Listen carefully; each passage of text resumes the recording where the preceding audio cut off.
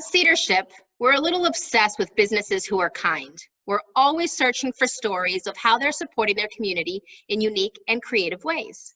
But today's guest reminded us that giving can be as simple as just being a good neighbor. Lynn and Michelle are the owners of Imagine Float, a wellness center in Avon, Connecticut. Welcome. Hi. Nice to see you both, and thank you for taking a few minutes. Before we jump in, I wanted to have you share a little bit about your business and the community. So Imagine Float began in May of 2019. We offer 4 non-invasive ways to heal, relax, refresh, recover, renew. We offer float therapy, compression therapy, cryotherapy, and infrared sauna. It's taken, a year or so to educate the community. We're constantly continuing to educate the community. But the response has been really positive. People come out of here feeling so much better. They keep coming back, and we're just happy to have a space, a sanctuary where people can come and just do something for them, put them on the top of their to-do list when it comes to self-care. Self-care is pretty important. We can't forget about engaging in that. But 2020 has been kind of a tough year for all of us. Tell us a little bit about how it's been for your business. Well, it wasn't easy when you open as a new business that's not a franchise, and 9 months in, just when things are going exactly how you'd really like them to, it comes to a screeching halt. So that was kind of like a sucker punch. We just didn't know what would happen.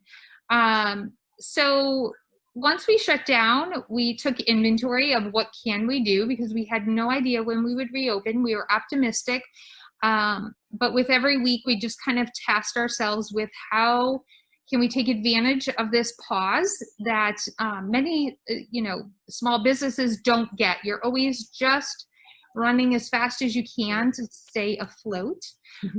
So we were able to do things like write a training manual, re-strategize as to how we orchestrate when a client walks in the door to when they leave. So everything flows even better for them, because it's our whole mission to make sure that once they walk in the door, they feel respite from everything that's going on out there. So we were able to do a lot of that, make some lemonade out of lemons.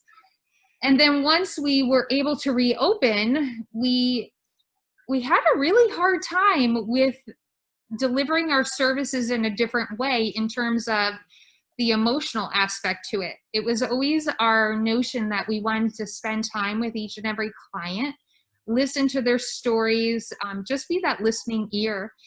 And now, simply because we can't have our waiting rooms open, we can't have our relaxation room open afterwards, you kind of get in, get out. That was an adjustment period for us. I think we've managed pretty well, and we found other ways to connect with our customers and our clients to give them that experience, not just, here, come on in, here's your service, see you later. We've all managed very well. Including our client base. They've been so incredibly understanding and supportive.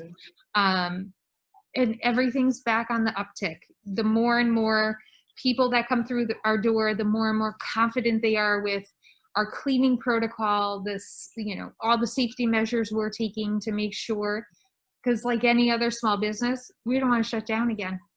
We want to be here for the long run. So as you're rebuilding and gaining people's trust to come back, the Northeast is hit with Tropical Storm Isaias, right? It was one of the biggest power outages in Connecticut's history, and thousands were left without electricity for more than a week. And that's when you did something really simple and kind. That's when you stepped up and opened your doors to help your neighbors. Tell us a little bit about what you did and kind of where that idea came from. Yeah, I think because you had that experience. So first and foremost, we have to say we came in and without power the first day, and all we did was laugh. We were like, sure, just another speed bump in the road. But of course. 2020 continuing to do what it does best. But fortunately, because of where we are, we're on a main road where power was restored really rather quickly. So we were fortunate that we only had to shut down for one day. We came in the next day. Both of us were still without power at home, but we were able to deliver our services. And when we were delivering the services, we just got to thinking back at the October storm a while ago. Same thing when we lost power for an extended period of time. I just remember being a stay-at-home mom with 4 kids who were dirty all the time. There was laundry everywhere.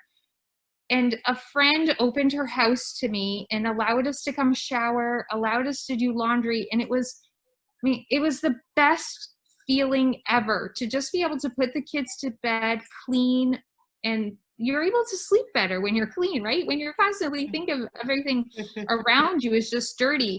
And we were experiencing a heat wave at the time. So everybody's just, sweaty and just exhausted from trying to figure out when that power was going to come back on. So knowing we had the showers, we have the washer and dryer, it was our pleasure to open our doors to let anyone and everyone come in, use the services. It felt good to be able to do that. So what was some of the feedback on some of those people who took you up on that very kind offer? Well, first, it was very interesting because we were balancing people coming in to use the showers with people who were coming for services. And there's an expectation of quiet and solitude. And we decided to just be completely upfront and say, hey, so-and-so, I know you're here for your float, but just know we're going to have a few people coming and going, and we just want to manage your expectations. That, to me, like that kind-heartedness on their part, of course, oh my God, of course, no worries, don't even sweat it. I'm happy to be here floating, whatever you need to do. That warmed my heart, and just being able to do something for the last 6 months, we haven't been able to do much. Right. Everything's out of our control. To be able to have one little thing that we could control and make a difference in strangers' lives was also like buoying our spirits. There were people, one woman who came in, it was her birthday, and she hadn't showered in a few days.